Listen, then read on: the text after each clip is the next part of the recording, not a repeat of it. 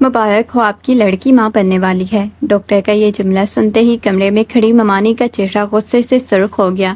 انہوں نے آگے بڑھ کے نیلی کو تماچے جڑنا شروع کر دیے۔ شرم حیا نام کی کوئی چیز نہیں ہے تم میں، آج اس خاندان کی عزت کو خاک میں ملا دیا ہے تم نے۔ ممانی پاگلوں کی طرح چلا رہی تھی، نیلی پہ تھپڑوں اور گھونسوں کی بارش کر رہی تھی۔ نیلی روتے ہوئے فرش پہ گر پڑی، اس کا سارا جسم درد سے کانپ رہا تھا۔ وہ بس یہی کہے جا رہی تھی، ممانی خدا کے لیے مجھے مت ماریں، قسم سے مجھے کچھ نہیں پتا، میں نے کچھ نہیں کیا۔ لیکن ممانی کے غصے میں ذرا بھی کمی نہیں آ رہی تھی۔ وہ اسے بالوں سے پکڑ کے گھسیٹ رہی تھی اور بدترین گالیاں دے رہی تھی۔ ماں باپ کے مرنے کے بعد باپ نے دوسری شادی کر لی اور اسے بوجھ سمجھ کے ننھیال کے حوالے کر دیا، جہاں اس کا مقام صرف ایک نوکرانی سے زیادہ کچھ نہیں تھا۔ صبح سے لے کے رات تک حویلی کا سارا کام کرنے کے باوجود اسے 2 وقت کی روٹی بھی پوری نہیں ملتی۔ 2 دن پہلے شدید بھوک سے اس کا برا حال ہو رہا تھا۔ جب برداشت نہ ہوا تو اس نے چھپ کے فریج میں رکھا ہوا پیزا کھا لیا، لیکن اس پیزے کے 1-2 لقمے لیتے ہی اس کا سر چکرانے لگا اور وہ وہیں بے ہوش ہو کے گر گئی تھی۔ اس کے بعد کیا ہوا، اس کے ساتھ کس نے کیا کیا، اسے کچھ ہوش نہیں تھا۔ آلیان آج ہی امریکہ سے واپس آیا تھا اور وہ اس پورے خاندان کا سب سے زیادہ امیر اور با اثر بزنس مین تھا، جس کے نام سے بڑے بڑے لوگ کامتے تھے۔ جب وہ اندر داخل ہوا تو کمرے میں ہنگامہ مچا ہوا تھا۔ نیلی درد سے بے سدھ فرش پہ پڑی تھی۔ آلیان نے آگے بڑھ کے فوراً سے نیلی کو زمین سے اٹھایا اور اپنے مضبوط بازوؤں کے حصار میں لیا۔ اس کی حالت دیکھ کر آلیان کی آنکھوں میں شدید غصہ اور حیرت تیر گئی۔ اس نے کڑک دار آواز میں پوچھا، یہ سب کیا ہو رہا ہے؟ اس کی یہ حالت کس نے کی ہے؟ آلیان نے نکاح کرنا چاہتا ہوں۔ یہ سنتے ہی وہاں موجود سب لوگوں کے منہ کھلے کے کھلے رہ گئے۔ نصرت بیگم اور زہرا کے اندر جیسے آگ لگ گئی۔ ان کے چہرے غصے اور جلن سے پیلے پڑ گئے۔ دونوں حیرت اور غصے سے ایک دوسرے کو دیکھنے لگیں۔ یہ اچانک کیا ہو گیا ہے؟ آلیان کے اس اعلان نے پورے ماحول میں ایک دم سناٹا طاری کر دیا۔ آلیان نے وہاں کھڑے سب لوگوں کی طرف ایک سرد اور غصے سے بھری نظر سے دیکھا اور بولا، بچپن میں بابا نے مجھ سے صاف کہہ دیا تھا، یہ لڑکی بڑی ہو کے صرف میری بیوی بنے گی۔ میں اپنے باپ کی کہی ہوئی بات سے پیچھے نہیں ہٹ سکتا، چاہے حالات کچھ بھی ہوں۔ آج ہی اس سے میرا نکاح ہوگا۔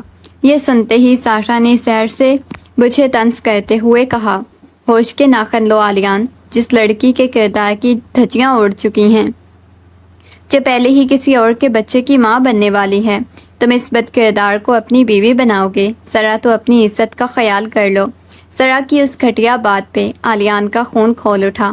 اس نے غصے سے دانت کچکچاتے ہوئے کہا، زبان سنبھال کے بات کرو سارا، اس کے کردار پہ انگلی اٹھانے کا حق میں کسی کو نہیں دیتا، اور اگر اس نے یا اس تقدیر نے میرے ساتھ بے وفائی کی ہے تو اس کا فیصلہ ہی اب میں خود کروں گا، کسی اور کو بولنے کی ضرورت نہیں۔ اس نے وہیں کھڑے ملازم کو حکم دیا کہ وقت ضائع کیے بغیر فوراً جاؤ اور کسی مولوی صاحب کو بلا لاؤ۔ میرا نکاح آج اور اسی وقت اس حویلی میں اس کے ساتھ ہوگا، میں ایک لمحہ بھی ضائع نہیں کروں گا، ایک لمحہ بھی مزید انتظار نہیں کرنا چاہتا۔ آلیان غصے سے پاگل ہو رہا تھا۔ اس نے آگے بڑھ کے نیلی کا بازو پکڑا اور اسے گھسیٹتے ہوئے دوسرے کمرے میں لے گیا۔ اس کے بعد اس نے دھماکے سے دروازہ بند کیا، نیلی کو فرش پہ دھکا دیتے ہوئے چلا گیا۔ دیکھو میری طرف اور سچ سچ بتاؤ، یہ سب کچھ کیا ہے؟ یہ گناہ کس کا ہے؟ کس کے بچے کی ماں بننے جا رہی ہو تم؟ نیلی ہکا بکا رہ گئی، اس کا سارا وجود کانپ رہا تھا۔ اس کی آنکھوں سے آنسوؤں کا طوفان امڑ آیا۔ وہ ٹوٹتے ہوئے کپ کپاتے ہوئے لہجے میں روتے ہوئے بولی، مجھے کچھ نہیں پتا آلیان بھائی، خدا کے لیے مجھ پہ شک نہ کریں، میں قسم کھاتی ہوں مجھے نہیں معلوم یہ سب کیسے ہوا۔ 2 دن پہلے میں نے بھوک کی وجہ سے صرف فریج میں رکھا ہوا پیزا کھایا تھا، اس کے بعد مجھ پہ غشی طاری ہو گئی، مجھے ہوش نہیں تھا۔ میرے کمرے میں کون آیا؟ میرے ساتھ کیا ہوا؟ خدا کے لیے میری بات کا یقین کریں، میں بے قصور ہوں۔ لیکن آلیان کے دل پہ اس کی گڑ گڑاہٹ کا کوئی اثر نہیں ہو رہا تھا۔ غصے اور دھوکے کی آگ میں جلتے ہوئے اس نے نیلی کو اور زور سے جھنجھوڑ کر کہا، تم جھوٹ بول رہی ہو، کوئی باہر آنے والا آ کے یہ سب کیسے کر سکتا ہے؟ سچ بولو ورنہ میں اس حویلی میں تمہاری جان لے لوں گا۔ آلیان نے نفرت اور غصے سے نیلی کو اپنے سے الگ کیا اور دھاڑتے ہوئے بولا، پوچھ کر تو میں تم سے رہوں گا کہ اس گناہ کا ایک سچ اگلواؤں گا. تم سے اتنی آسانی سے جان نہیں چھوٹنے والی تمہاری. یہ کہتے ہی وہ طیش میں آیا، دروازہ کھول کے باہر نکل گیا. پیچھے کمرے میں نیلی اکیلی رہ گئی تھی. بہرحال میں نصرت بیگم اور سارا کا شور مچ رہا تھا. حویلی کے ملازم اور باقی لوگ بھی خوف زدہ ہو کے کھڑے تھے. ہر طرف ایک ہنگامہ برپا تھا. آلیان نے یہ کیسا پاگل پن کر ڈالا ہے. ادھر ادھر کمرے کے اندر نیلی زمین پہ گھٹنے ٹیک کر بیٹھ چکی تھی. اس کا سینہ پھٹ رہا تھا. وہ پھوٹ پھوٹ کے سسکیاں لے رہی تھی. اس کا کوئی بھی نہیں تھا. وہ اکیلی اس طوفان میں گھٹ گھٹ کے رو رہی تھی.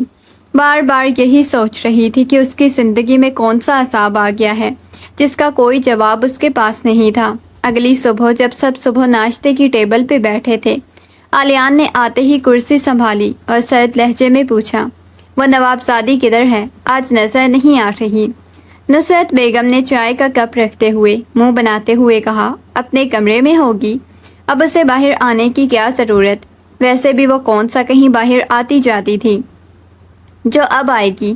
آلیان نے گلاس ہاتھ میں لیتے ہوئے شک بھری نظروں سے سب کو دیکھا اور پوچھا، سچ کہوں جب میں یہاں نہیں تھا تو وہ گھر سے باہر کہاں جاتی تھی؟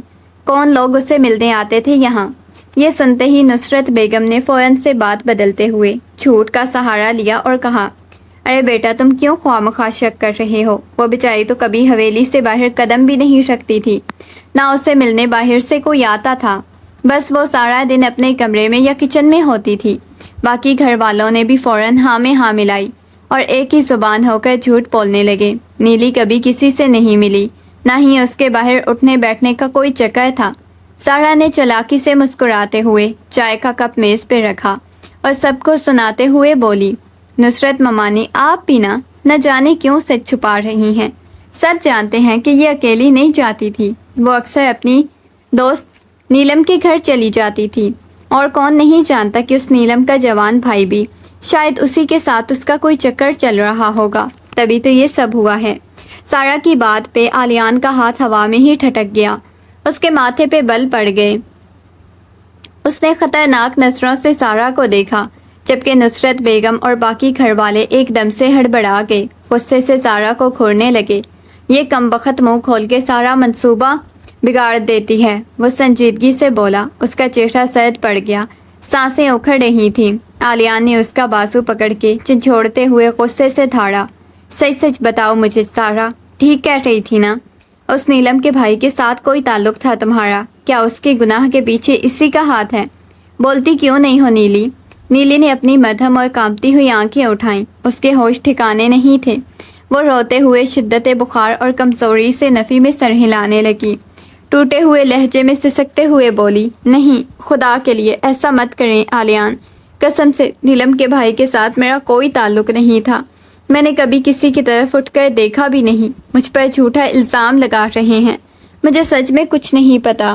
آلیان نے نیلی کی بات پہ یقین کرنے کے بجائے غصے سے اس کا ہاتھ جھٹک دیا. سرد اور سخت لہجے میں بولا، اب میں گھر میں تمہیں ایک منٹ بھی نہیں رکھ سکتا. تمہاری شکل کو دیکھنا بھی میرے لیے عذاب بن گیا ہے.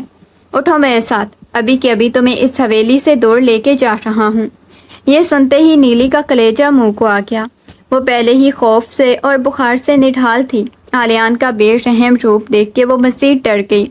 اس نے اپنے دونوں ہاتھ جوڑے اور سسکتے ہوئے کانپتی ہوئی آواز میں بولی، نہیں خدا کے لیے مجھے اپنے ساتھ کہیں مت لے جائیں. میں یہیں اس حویلی کے کسی کونے میں پڑی رہوں گی. آپ پہ بوجھ نہیں بنوں گی. مجھے معاف کر دیں اور پلیز میرے ساتھ زبردستی مت کریں. 2 دن گزر چکے تھے جب اچانک صبح کے وقت نیلی کو باتھ روم کی طرف بھاگنا پڑا. اسے شدید الٹیاں شروع ہو گئی. واش روم سے نکلتے ہی وہ کچن کے کونے میں جا کر نڈھال ہو کے بیٹھ گئی.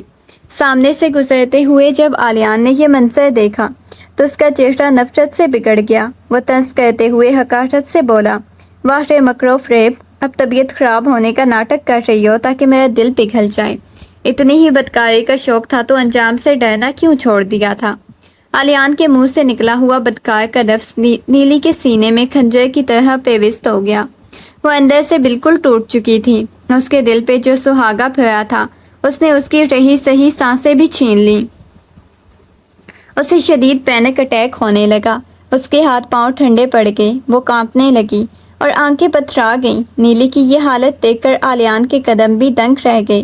وہ جو غصے میں اندھا ہو رہا تھا، نیلی کو اس موت کے کنویں میں گرتا دیکھ کر اندر سے ہلا کے رہ گیا۔ اس کے اندر ایک خوف سا دوڑ گیا کہ کہیں یہ صدمہ اس کی جان ہی نہ لے لے۔ گھر والے لگاتار آلیان کے ارد گرد گھیرا ڈالے بیٹھے رہتے۔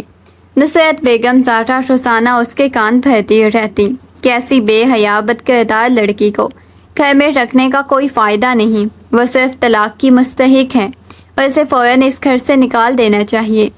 گھر کے اس مسلسل شور اور زہریلے ماحول سے تنگ آ کے آلیان کا دماغ پھٹنے لگا۔ وہ اس روز روز کے تماشے اور اندرونی اذیت سے جان چھڑانے کے لیے صبح سویرے گھر سے نکل جاتا، خود کو اپنے دفتر کے کاموں اور بزنس میں اتنا مصروف کر لیتا کہ اسے سوچنے کا موقع ہی نہ ملے۔ لیکن دفتر کی فائلیں اور کام بھی اس کے دل کی بے چینی کو کم کرنے میں ناکام رہتے تھے۔ دفتر میں بیٹھا آلیان فائلوں میں سر دیے بیٹھا تھا کہ اچانک اس کے فون کی اسکرین روشن ہوئی۔ نیلی کا بھیجا ہوا میسج اس کی نظروں کے سامنے آ گیا، جس میں لکھا تھا، میں بدکار نہیں ہوں، آپ تو یقین کریں، میں آپ سے بہت محبت کرتی ہوں۔ اس ایک جملے نے آلیان کے ہاتھ سے قلم چھین لیا۔ اس کا دل زور سے دھڑک اٹھا۔ وہ اسکرین کو ٹکٹکی باندھے دیکھتا رہا۔ دفتر کی تنہائی میں اس کا ضمیر اسے اندر سے کاٹنے لگا۔ میسج کے بعد ہی فون پہ نیلی کے ایک کے بعد ایک کئی وائس میسج آنے لگے۔ آلیان نے کانوں پر فون لگا لیا اور دوسری طرف سے نیلی کی پھٹی ہوئی سسکیاں اور تڑپتی ہوئی آواز گونج اٹھی۔ وہ روتے ہوئے ہچکیاں لے رہی تھی اور کہہ رہی تھی، آلیان خدا کے لیے مجھ پہ رحم کریں، میں نے کچھ نہیں کیا، مجھ پہ جتنا مرضی ظلم کر لیں لیکن مجھے بدکردار مت کہیں، میں مر جاؤں گی اس الزام کے ساتھ۔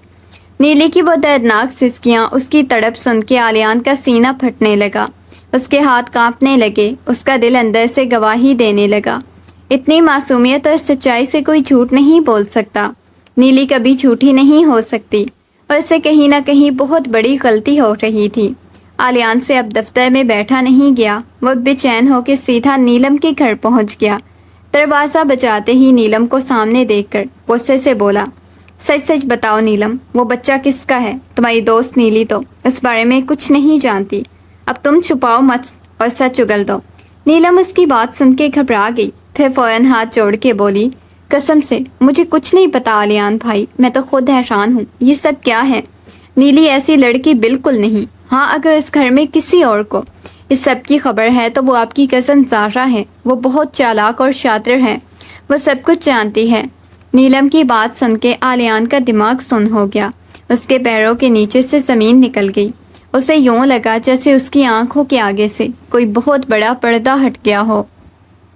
آلیان غصے اور بے چینی کی اگلی لہر میں سیدھا حویلی کے دروازے پہ رکا، گاڑی سے اتر کے سیدھا اس کمرے میں گھسا جہاں نیلی کسی مجرم کی طرح کونے میں سمٹی بیٹھی تھی۔ دروازے کی آواز پہ نیلی سہم کے پیچھے ہٹی، خوف سے کانپنے لگی۔ آلیان نے آگے بڑھ کے اس کا بازو مضبوطی سے پکڑا اور کھینچتے ہوئے بولا، اٹھو میرے ساتھ، ابھی کے ابھی میرے ساتھ اسپتال چل رہی ہو تم۔ نیلی کا رنگ خوف سے پیلا پڑ گیا، اس نے اپنے دونوں ہاتھ جوڑ دیے اور روتے ہوئے نفی میں سر ہلانے لگی، نہیں، خدا کے لیے مجھے اسپتال مت لے جائیں، میں کہیں نہیں جاؤں گی، مجھے معاف کر دیں۔ وہ شدت خوف سے ہچکیاں لینے لگی اور وہ دروازہ پکڑ کے بیٹھ گئی، لیکن آلیان نے اس کی ایک نہ سنی، زبردستی اسے اٹھایا اور بازو سے پکڑ کے گھسیٹتے ہوئے باہر گاڑی کی طرف لے آیا۔ نیلی کی چیخیں اور سسکیاں پورے ماحول میں گونج رہی تھیں۔ ہر حال میں اس جھوٹ کا آخری سچ جاننا چاہتا تھا۔ ہسپتال کے کلینک میں داخل ہوتے ہی لیڈی ڈاکٹر نے جب نیلی کا دوبارہ مکمل چیک اپ کیا، باہر آئیں تو ان کے چہرے پہ عجیب سا طنزیہ اور حیرت کا تاثر تھا۔ انہوں نے آلیان کو دیکھتے ہی کہا، آپ خواہ مخواہ اس معصوم پہ اتنا ظلم کر رہے ہیں، اس پہ شک کر رہے ہیں، یہ لڑکی تو حاملہ ہی نہیں ہے۔ ڈاکٹر کا یہ جملہ سن کے آلیان کے پیروں تلے سے زمین نکل گئی۔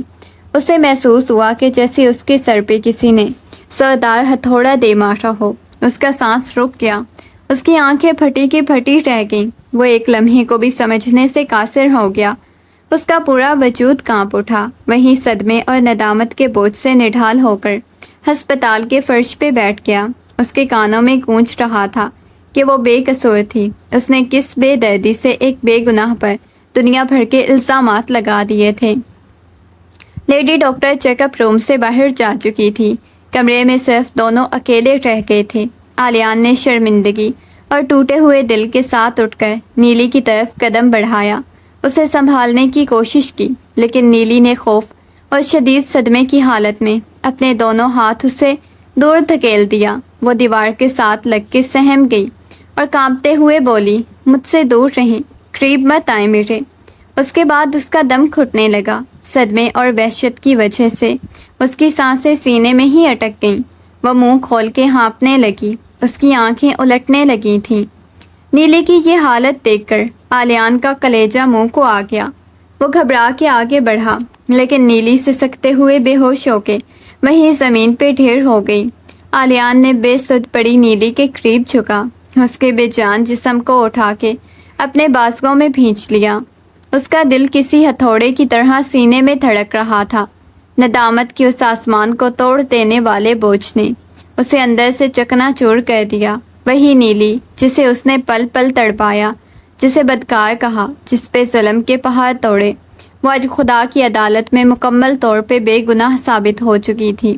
اس کا ہاتھ کانپ رہا تھا جب اس نے نیلی کے سر دھوتے سر کو اپنے مضبوط سینے سے لگایا. پھر اسے مرد سنگ کے دل کی آنکھوں کا بند ٹوٹ گیا. اس کی بے جان لاش جیسے جسم کو تھامے پھوٹ پھوٹ کے رو پڑا. اس کے آنسو نیلی کے بے رنگ چہرے پہ ٹپک رہے تھے. وہ بار بار ہچکیاں لیتے ہوئے خود کو ہی کوس رہا تھا.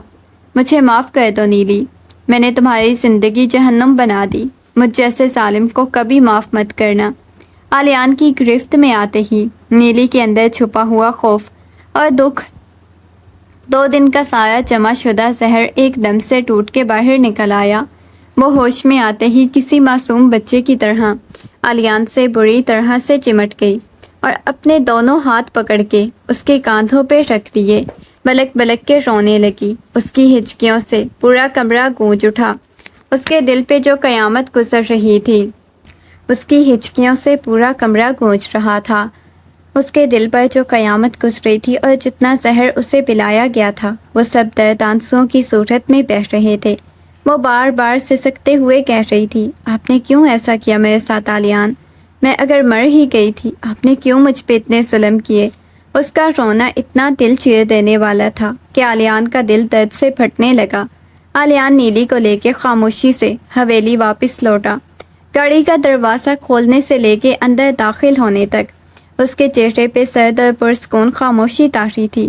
اس نے فی الحال گھر والوں کے سامنے حقیقت کا ایک لفظ بھی ظاہر نہیں کیا تھا تاکہ وقت آنے پہ وہ ان سب کو ایک ساتھ کٹہرے میں کھڑا کر سکے. اس رات آلیان کے اندر کا طوفان تھم چکا تھا. اس کی ایک جگہ گہرے پچھتاوے، بے پناہ اپنائیت نے لے لی تھی. اس نے نیلی کو اپنے کمرے میں بستر پہ لٹایا. اس کے ماتھے پہ محبت اور ندامت سے بھیگی ہوئی پکی مہر ثبت کی. اسے اپنے بازوؤں کے حصار میں لے کے اس طرح تحفظ فراہم کیا جیسے کوئی شکستہ کھلونا سنبھالتا ہو. پوری رات وہ جاگتا رہا، نیلی کے سرد ہاتھوں کو اپنے ہاتھوں میں تھام کر اسے تسلیاں دیتا رہا. نیلی بھی اس کی گرم اور محفوظ پناہ گاہ میں سر چھپائے سسکیاں بھرتے بھرتے پرسکون نیند کی آغوش میں چلی گئی. 2 دن بعد آلیان ایک سرد پرعزم ارادے کے ساتھ اس نجی کلینک کے دروازے پہ جا پہنچا جہاں پہلی بار نیلی کی رپورٹ بنی تھی. اسی ڈاکٹر نے مبینہ حمل کا جھوٹا سرٹیفکیٹ یا بیان جاری کیا تھا. کلینک کے اندر قدم رکھتے ہی اس کے چہرے کی سختی اور آنکھوں کا انگارہ بنتا غصہ دیکھ کر استقبالیہ پہ بیٹھا شخص بھی سہم گیا. آلیان نے سیدھا اندر جمپر کا دروازہ دھکیلا جہاں وہی لیڈی ڈاکٹر بیٹھی کسی مریض کی فائل دیکھ رہی تھی. ڈاکٹر نے سر اٹھا کے دیکھا تو سامنے آلیان کو کھڑا پایا جس کے تیور دیکھ کے اس کے ماتھے پہ پسینہ آ گیا. آلیان نے آگے بڑھ کے میز پہ زور سے ہاتھ مارا. کڑکدار اور سنسناتے ہوئے لہجے میں بولا، اب بولو، کس کے کہنے پہ تم نے وہ جھوٹی رپورٹ اور بیان دیا تھا؟ کس نے تمہیں ایک معصوم لڑکی کی زندگی برباد کرنے کے لیے اس کے ناؤ کھیل میں شامل کیا تھا؟ سچ سچ بتاؤ، ورنہ آج اس کلینک کا ایک ایک کونا تمہارے لیے جہنم بنا دوں گا. آلیان کی دھاڑ اور غصے سے لرزتے تیور دیکھ کر ڈاکٹر کا دل دہل گیا. اس کے ہاتھوں سے قلم چھوٹ کے میز پہ گر گیا۔ وہ خوف سے کانپتی ہوئی اپنی کرسی سے اٹھ کھڑی ہوئی، ہاتھ جوڑ کے معافی مانگنے لگی۔ نہیں، خدا کے لیے مجھے مت ماریں پلیز، یا کسی چکر میں نہ پھنسائیں، میں سب سچ بتانے کو تیار ہوں۔ ڈاکٹر نے سسکتے ہوئے وہ سارا کالا چٹھا کھول کے رکھ دیا جو اس کی اور حویلی کے مکینوں کی مکاری کا منہ بولنا ثبوت تھا۔ اس نے کانپتی آواز میں اعتراف کیا، یہ سب کچھ، یہ جھوٹی رپورٹ حمل کا سارا ڈرامے بازیاں نصرت بی بی اور آپ کی کزن ساشا کے کہنے پہ کیا۔ انہی دونوں نے مجھے بھاری رقم کی پیشکش کی اور کہا تھا کہ اس لڑکی کو بدنام کرنے کے لیے یہ سر ہر حال میں بنا کے دینا ہے۔ میرا اس میں ذاتی طور پہ کوئی قصور نہیں، مجھے معاف کر دیں۔ ڈاکٹر کے منہ سے یہ الفاظ نکلتے ہی آلیان کی مٹھیاں اتنی زور سے بھینچ گئیں کہ اس کی پوریں سفید ہو گئیں۔ اس کے سر میں جیسے دھماکہ سا ہو گیا۔ وہ جنہیں اپنے گھر کا سچا اور اپنا محسن سمجھتا تھا، اصل میں وہی اس ہولناک سازش کے پیچھے بیٹھے خون کے پیاس سے نکلے۔ ڈاکٹر نے مزید لرزتے ہوئے بتایا، یہ سب کچھ پہلے سے طے شدہ پلان کا حصہ تھا۔ نصرت بیگم میری پرانی سہیلی ہیں، انہوں نے کچھ روز پہلے مجھ سے رابطہ کیا تھا اور یہ پورا جال بنا تھا۔ جیسے ہی آپ باہر کے دورے سے واپس آئیں گے، ہم نیلی کو اس سازش میں پھنسا دیں گے۔ ان کا مقصد صرف یہ تھا کہ کسی طرح آپ نیلی سے شادی نہ کریں اور اس کی زندگی برباد ہو جائے تاکہ آپ کی شادی کا راستہ صاف ہو جائے۔ سارا کے لیے حویلی کی مالکن بننے کی راہ میں ہمیشہ کے لیے ہموار ہو سکے۔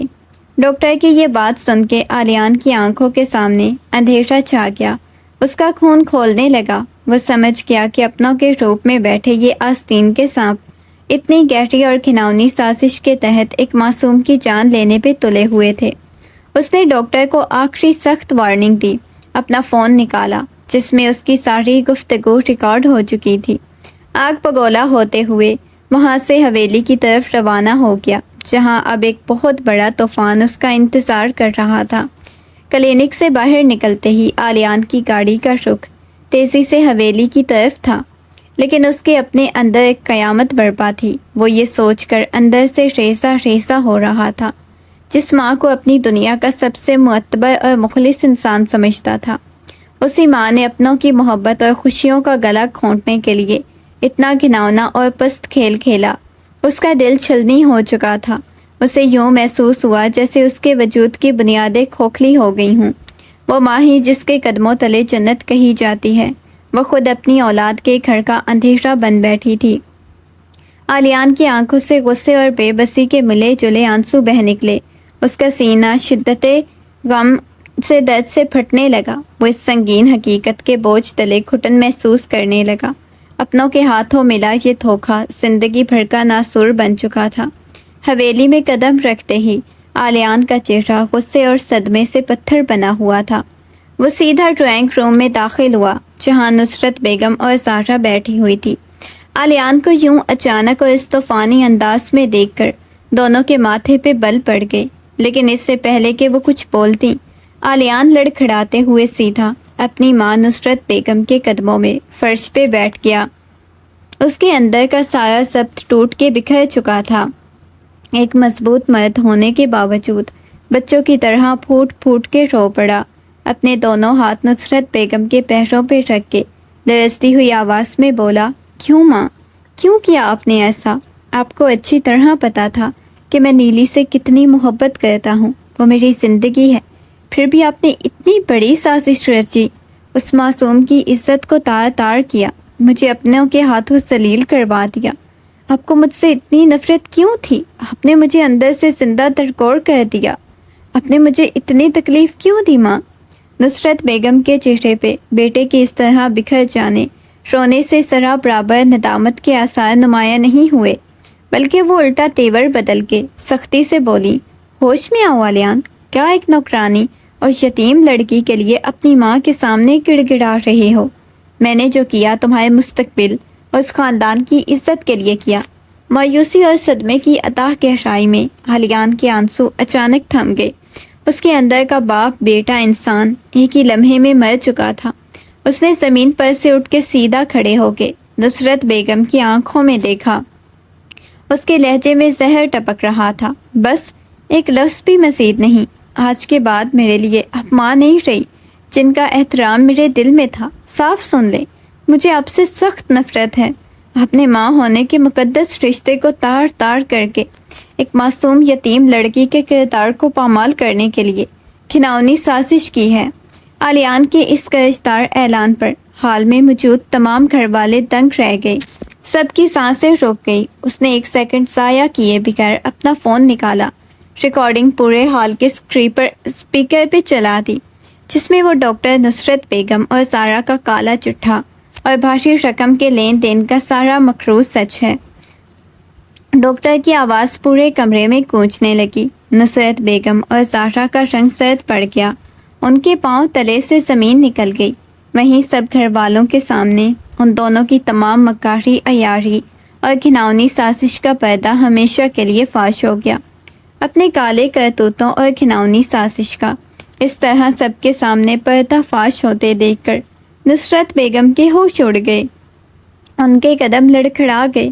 وہ فوراً آگے بڑھ کے آلیان کے قدموں میں گر پڑی اور ہچکیاں لیتے ہوئے اپنے کپڑے اس کے جوڑوں پہ رگڑتے ہوئے گڑ گڑانے لگی۔ آلیان بیٹا، مجھے معاف کر دو، مجھ سے بہت بڑی خطا ہو گئی۔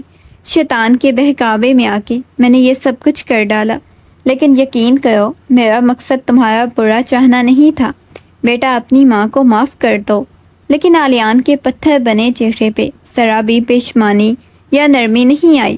اس نے ایک سرد اور بے جان نگاہ اپنی ماں پہ ڈالی اور بغیر ایک لفظ کہے اپنے قدم پیچھے ہٹا لیے۔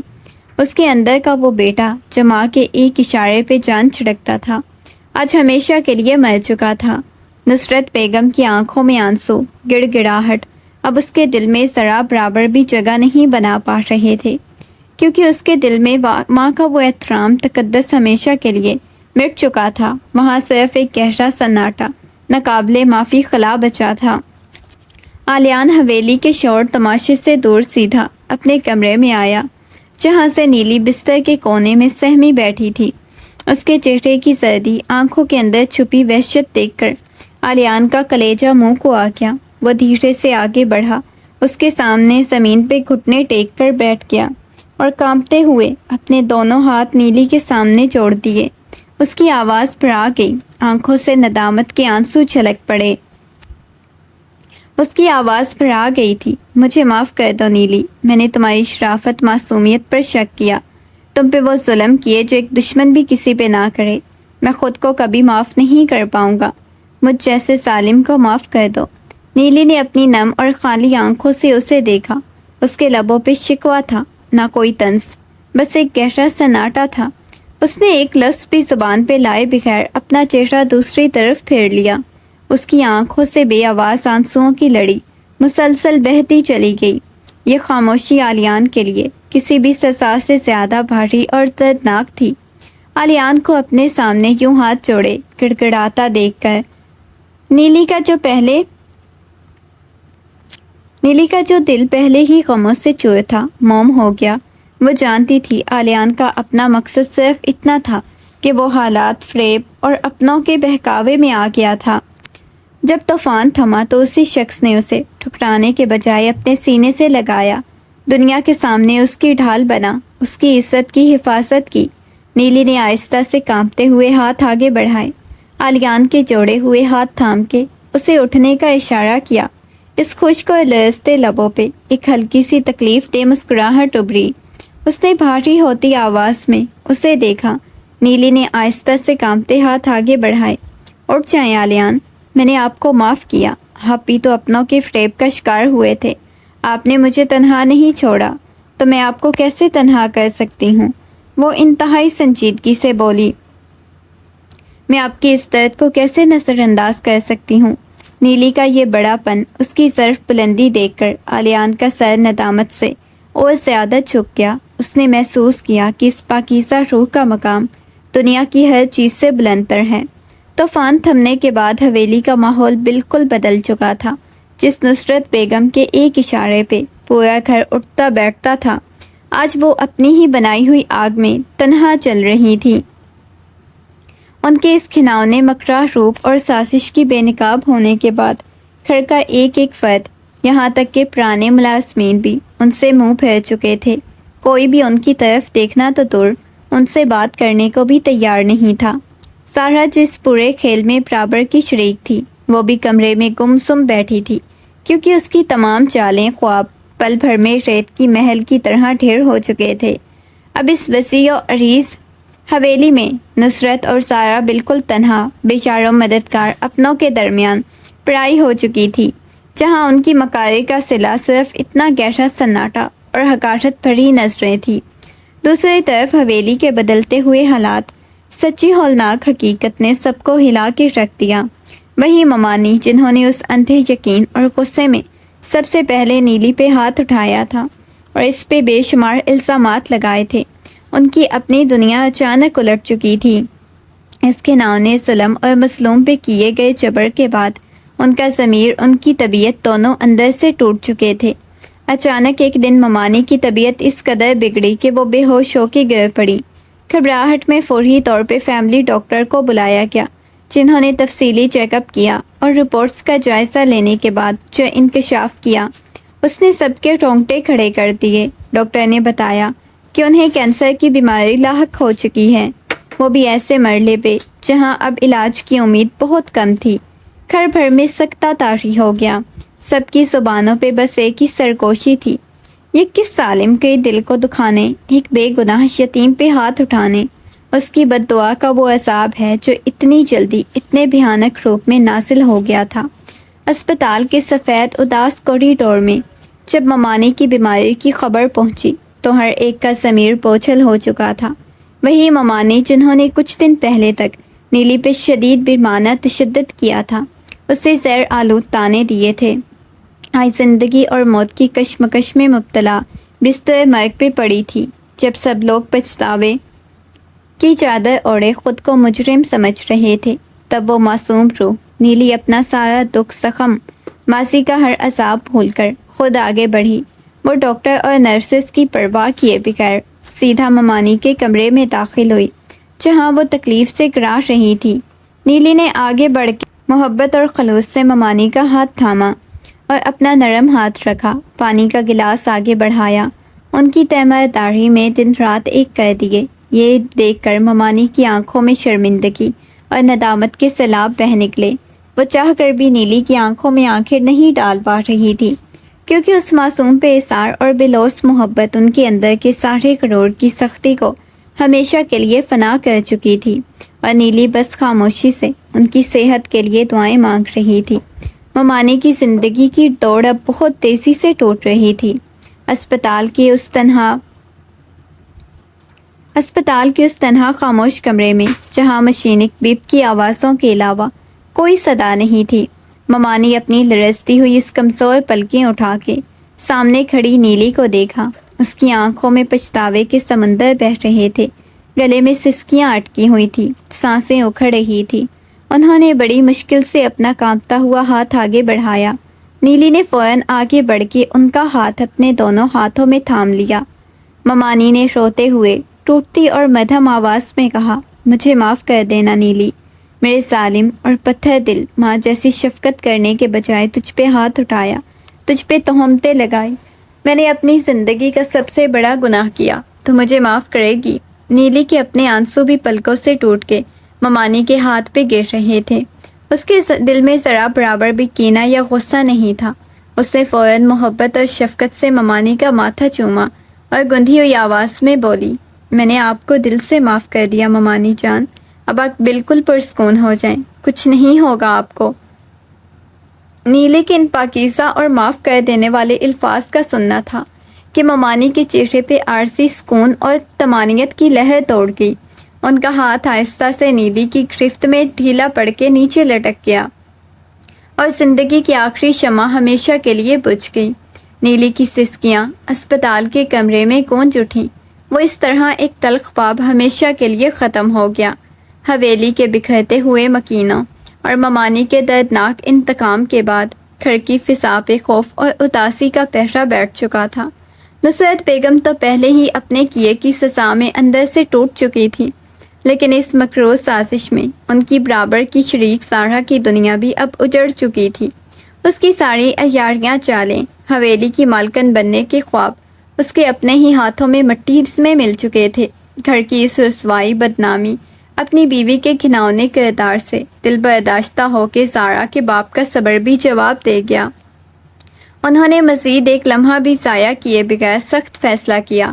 سارہ کو کسی بھی ہٹ دھرمی یا ضد کا موقع دیے بغیر اس کی شادی عام اور سیدھے سادے انسان سے طے کر دی، جس پرتعیش حویلی اور شہر سے کوسوں دور ایک معمولی زندگی گزارتا تھا۔ جب سارہ کو زبردستی ڈولی میں بٹھا کے اس اجنبی عام انسان سے گھر کے لیے روانہ کیا گیا تو اس کی آنکھوں کے کونے اور سسکیاں بے اثر ہو چکی تھی۔ یہ اس کی مکاری اور غرور کا عبرتناک انجام تھا، جہاں محل جیسی حویلی کے خواب دیکھنے والی سارہ کو زندگی بھر کی گمنامی اور آمری قید میں دھکیل دیا گیا تھا۔ وقت اپنے ساتھ ایک عجیب سا سکون اور ٹھہراؤ لے کے آیا تھا۔ حویلی کی فضا جو کبھی سازشی اور تانوں کی تلخیوں کا گڑھ بنی ہوئی تھی، اب ایک بوجھل خاموشی اور ندامت کے حصار میں قید تھی۔ نصرت بیگم جو کبھی اس حویلی کے ہر فیصلے کی مالک اپنے غرور میں مست تھی، اب وقت کے ہاتھوں اس طرح ٹوٹی تھیں کہ ان کا سایہ بھی ان سے کتراتا محسوس ہوتا۔